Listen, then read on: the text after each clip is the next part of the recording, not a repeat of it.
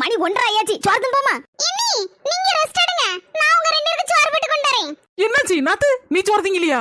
இன்னி எனக்கு வயிறு பசிக்கல. நான் போறவு திங்க. இவளுக்கு வயிறு பசிக்கலையா?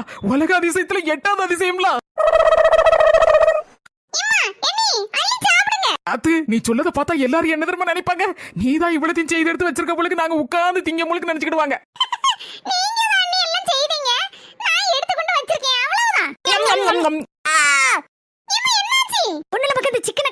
அது பல்லுக்குள்ள போய் ஒரு சின்ன துண்டு இருந்துகிட்டு எடுக்க எடுக்க பல்லுக்குள்ள இருந்து வர மாட்டேங்க.